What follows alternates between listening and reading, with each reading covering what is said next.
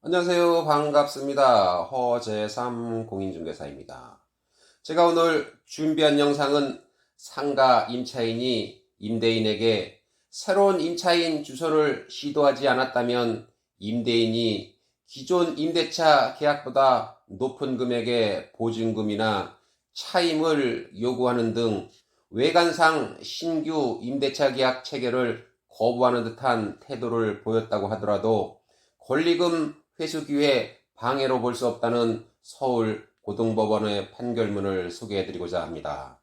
이번 판결의 의미는 임대인의 권리금 회수 방해 행위가 인정되려면 기존 임차인이 신규 임차인을 물색해 권리금 계약을 체결하고 임대인과 새로운 임차인이 새로운 임대차 계약을 체결하도록 최소한의 주선 행위가 존재해야 한다는 것을 확정했다는 것입니다. 대법원은 기존의 임대인이 새로운 임대차 계약 체결 자체를 거절하는 확정적인 의사를 표시했다면 임차인에게 신규 임차인을 주선하도록 하는 불필요한 행위를 강요하는 것은 부당하다고 하면서 신규 임차인 주선이 없어도 권리금 회수 방해 행위로 볼 수 있다고 판단해 왔습니다. 그러면 본격 영상 시청 전에 구독과 좋아요 부탁드립니다. 새로운 영상으로 보답드리겠습니다. 지난 9일 서울 고등법원은 임차인 A씨가 임대인 B씨를 상대로 낸 임대차 보증금 반환 소송에서 원고 승소 판결한 1심을 취소하고 원고 패소 판결했습니다. 사건 번호는 2021-2026-893입니다.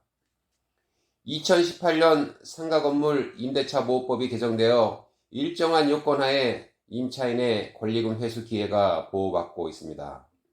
그러면 상가건물 임대차보호법 제10조 4 1항을 한번 살펴보겠습니다.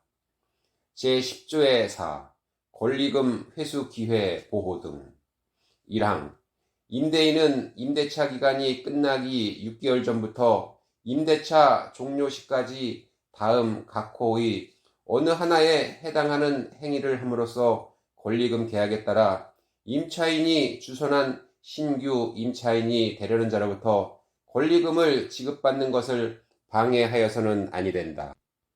다만 제10조 제1항 각 호의 어느 하나에 해당하는 사유가 있는 경우에는 그러하지 아니하다. 1. 임차인이 주선한 신규 임차인이 되려는 자에게 권리금을 요구하거나 임차인이 주선한 신규 임차인이 되려는 자로부터 권리금을 수수하는 행위. 2. 임차인이 주선한 신규 임차인이 되려는 자로 하여금 임차인에게 권리금을 지급하지 못하게 하는 행위. 3. 임차인이 주선한 신규 임차인이 되려는 자에게 상가 건물에 관한 조세, 공과금, 주변 상가 건물의 차임 및 보증금, 그 밖의 부담에 따른 금액에 비추어 현저히 고액의 차임과 보증금을 요구하는 행위. 4. 그 밖에 정당한 사유 없이 임대인이 임차인이 주선한 신규 임차인이 되려는 자와 임대차 계약의 체결을 거절하는 행위. 다음은 이 사건 개요를 한번 살펴보겠습니다. 약사인 임차인 A씨는 임대인 B씨와 임대차 계약을 체결하고 오랫동안 약국을 운영해 왔습니다. 임대차 계약이 종료될 무렵 약국 임대차 보증금은 7억 2,500만원, 월 차임은 1,000만원이었다고 합니다. 그런데 임대인 B씨는 임대차 계약 종료를 앞두고 임차인 A씨에게 임대차 보증금을 주변 시세에 맞게 보증금 10억 원, 월 차임 3천만 원으로 올리겠다고 요구했습니다. 이후 두 사람은 계약갱신 조건에 관한 내용 증명을 수차례 주고받았지만 상호 간의 조건이 맞지 않자 결국 2018년 3월 임대차 계약이 종료됐습니다. 계약 기간이 종료됐음에도 임차인 A씨가 나가지 않자 임대인 B씨는 A씨를 상대로 건물 명도 소송을 제기했습니다. 임차인 A씨는 임대인 B씨가 고액의 보증금과 월차임을 요구하는 방법으로 본인의 권리금 회수 기회를 방해했다며 권리금 상당액에 대한 손해배상을 요구하는 맞소송을 냈습니다.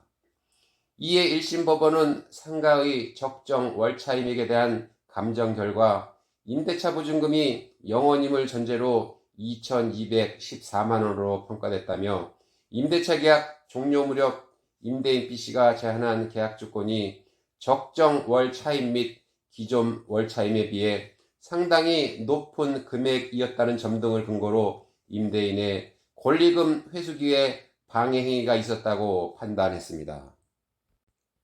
그러면서 임대인 B씨는 임차인 A씨에게 감정평가에 따른 권리금 상당액인 4억 4,682만 원을 지급하라며 임차인 A씨 손을 들어줬습니다. 이에 임대인 B씨는 항소를 제기했으며 항소심 재판부 판단은 1심과 달랐습니다. 항소심 재판부는 임대인 B씨가 임차인 A씨의 권리금 회수를 방해해 손해를 발생하게 했다고 보기 어렵다며 임차인 A씨의 반소 청구 중 권리금 회수 방해로 인한 손해배상 청구는 이유 없다고 판결했습니다. 2심 재판부는 상가건물 임대차보호법 제10조의 4가 정하는 임차인이 신규 임차인을 주선한다는 것은 임차인이 임대인에게 권리금 계약의 체결 사실 등을 알리며 인적사항이 구체적으로 특정된 신규 임차인이 되려는 자를 소개하고 그와 새로운 임대차 계약 체결을 위해 협의해 줄 것을 요청하는 것을 의미한다며 이 사건에서는 신규 임차인의 존재가 측정되지 않았을 뿐만 아니라 임차인 A씨가 임대인 B씨에게 신규 임차인이 되려는 자를 소개하고 그와 새로운 임대차 계약 체결을 위해 협의해 줄 것을 요청했음을 인정할 만한 아무런 증거가 없다고 밝혔습니다. 이어 임차인 A씨가 제시하는 임차인 권리금 회수 기회 방해에 대한 2019년 7월 4일 대법원 사건 번호 2018-284226 판결은 임차인이 임대인에게 신규 임차인과 임대차 계약을 체결할 것을 요구했으나 임대인이 상가를 인도받은 후 직접 사용할 계획이라고 밝힘으로써 임차인의 신규 임차인 주선을 거절하는 의사를 명백히 표시했다고 본 판례이고 2019년 7월 10일에 선고한 대법원 사건 번호 2018-239608은 임차인이 신규 임차인과 권리금 계약을 체결하지 않았음은 물론이고 권리금 계약 자체를 예정하고 있지 않아 임대인이 임차인의 권리금 회수를 방해했거나 임차인에게 어떠한 손해가 발생했다고 볼 여지가 없다고 본 판례로 본 사건과는 모두 사안을 달리해 임차인 A씨의 주장을 뒷받침하는 근거로 원용할 수 없다고 했습니다.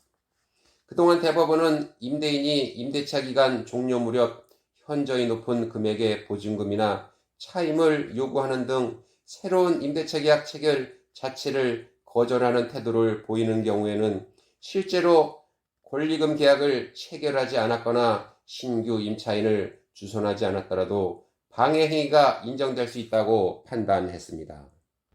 대법원 판례를 근거로 1심 재판부는 임대인이 적정 월차임의 약 1.7배 수준의 현저히 높은 계약 조건을 요구하였음을 이유로 권리금 회수기의 방해로 인한 손해배상 책임을 인정해서 임차인의 손을 들어줬던 것입니다.